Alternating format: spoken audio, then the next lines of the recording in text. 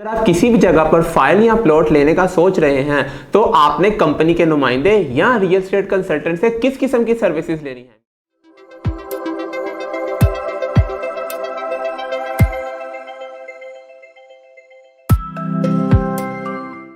अस्सलाम वालेकुम व्यूअर्स, उम्मीद करता हूं आप सब खैरियत से होंगे। मुनीर एसोसिएट के प्लेटफॉर्म से मैं वहाब अहमद आपसे मुखातिब हूं। सो व्यूअर्स, आज की मेरी वीडियो का मकसद उन लोगों को इंफॉर्मेशन प्रोवाइड करना है जो कि रियल एस्टेट की इंडस्ट्री में बिल्कुल न्यू हैं। उन्होंने रिसेंटली अपना कोई भी फाइल या प्लॉट बाय किया है या वो फ्यूचर में कोई भी प्लॉट बाय करने के बारे में सोच रहे हैं और किसी ना किसी रियल एस्टेट कंसल्टेंट के साथ वो राब्ते में है। तो आज की ये वीडियो देखने के बाद आपको इस चीज का अंदाजा हो जाएगा कि अगर आप किसी भी जगह पर फाइल या प्लॉट लेने का सोच रहे हैं तो आपने कंपनी के नुमाइंदे या रियल एस्टेट कंसल्टेंट से किस किस्म की सर्विसेज लेनी है। मींस आप किसी भी रियल एस्टेट कंसल्टेंट को जो कमीशन देते हैं तो उसकी सूरत में वो आपको किस किस किस्म की सर्विसेज देने का पाबंद होगा। वैसे तो प्रॉपर्टी की बहुत सी इकसाम हैं, जैसा कि ज़राई ज़मीन, warehouses, high rise building, but यहाँ पर हम बेसिक 3 टाइप्स का जिक्र करेंगे, जिसमें सबसे पहले नंबर पर आ जाता है फाइल्स, सेकंड वन पर आ जाता है पोजेशनेबल प्लॉट्स और थर्ड वन पर आ जाता है हाउसेस की सेल एंड परचेज।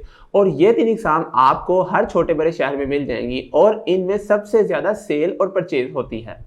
तो सबसे पहले बात करते हैं फाइल सिस्टम के बारे में। जैसे ही कोई हाउसिंग प्रोजेक्ट मार्केट में इंट्रोड्यूस होता है तो सोसाइटी अपनी फाइल्स लॉन्च करता है जो कि मोस्टली इंस्टॉलमेंट पर होती है। तो अगर आप किसी भी किस्म की फाइल खरीदना चाहते हैं तो उस रियल एस्टेट कंसल्टेंट की जिम्मेदारी है कि वो आपको उस हाउसिंग प्रोजेक्ट के बारे में तमाम इंफॉर्मेशन प्रोवाइड करें। मींस कि उसकी लोकेशन कहाँ पे है, उसके डेवलपर्स कौन है और वो किन किन मुतल्लिका इदारों से अप्रूव्ड है। उसके बाद उस रियल एस्टेट कंसल्टेंट की जिम्मेदारी है कि वो आपको उस साइट का कंप्लीट विजिट करवाए और अगर आपको वो साइट पसंद आ जाती है और आप वहां पे बाय करना चाहते हैं तो उसकी बुकिंग का सारा प्रोसेस उस रियल एस्टेट कंसल्टेंट की जिम्मेदारी है। आपका बुकिंग फॉर्म फिल करना और आप जो कैश देंगे उसको सोसाइटी तक सेफली सबमिट करवाना और जो उसकी बुकिंग की स्लिप है वो आप तक पहुंचाना उस रियल एस्टेट कंसल्टेंट की जिम्मेदारी है। और एक खास टाइम के बाद जो कि मोस्टली 20 to 30 डेज का टाइम होता है, उसके बाद सोसाइटी की तरफ से एक प्रॉपर फाइल इश्यू होती है।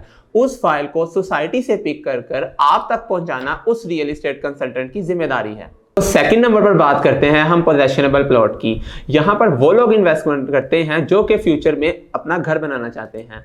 तो अगर आप कहीं भी पोजेशनेबल प्लॉट में इन्वेस्टमेंट करना चाह रहे हैं और आप किसी भी रियल एस्टेट कंसल्टेंट से राब्ता करते हैं तो उसकी जिम्मेदारी है कि उस वक्त मार्केट में जो भी बेस्ट ऑप्शंस अवेलेबल हैं वो उनका आपको विजिट करवाए और उन प्लॉट्स की तमाम डिटेल आपको बताए, जैसा कि उसकी डायमेंशंस क्या हैं, उसके सराउंडिंग में आपको कौन कौन सी रेजिडेंशियल या कमर्शियल की पट्टी मिल रही है। अगर आपको वो प्लॉट पसंद आ जाता है और आप उसे बाय करना चाहते हैं तो उसके बयाने से लेकर ट्रांसफर तक का सारा प्रोसेस करवाना उस रियल एस्टेट कंसल्टेंट की जिम्मेदारी है, जिनमें तमाम लीगल डॉक्यूमेंट शामिल हैं, जैसा कि बयाने का स्टैंप हो गया और सेलर और परचेजर की रिमेनिंग पेमेंट का डेट और टाइम हो गया। इसके अलावा अगर सेलर की तरफ से किसी भी किस्म के डेवलपमेंट चार्जेस रहते हैं तो उसका और सोसाइटी की तरफ से जो तमाम ट्रांसफर की फीस होते हैं उन सब के बारे में प्रॉपर इंफॉर्मेशन देना उस रियल एस्टेट कंसल्टेंट की जिम्मेदारी है।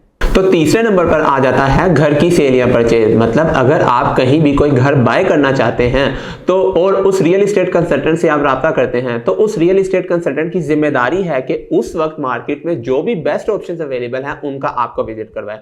इसमें विजिट के दौरान घर के मालिक से चाबी लेकर आपको पूरे घर का विजिट करवाना और उस घर की तमाम इंफॉर्मेशन आपको प्रोवाइड करना, जैसा कि घर का इंफ्रास्ट्रक्चर किस किस्म का है, अगर घर पुराना है तो कितना पुराना है, इसके अलावा ड्यूरिंग कंस्ट्रक्शन यहाँ पे किस किस किस्म का मटेरियल यूज हुआ है, ये तमाम इंफॉर्मेशन प्रोवाइड करना आपको उस रियल एस्टेट कंसल्टेंट की जिम्मेदारी है। और जब आपको वो घर पसंद आ जाए तो उसके बयाने से लेकर ट्रांसफर तक का सारा प्रोसेस करवाना उस रियल एस्टेट कंसल्टेंट की जिम्मेदारी है।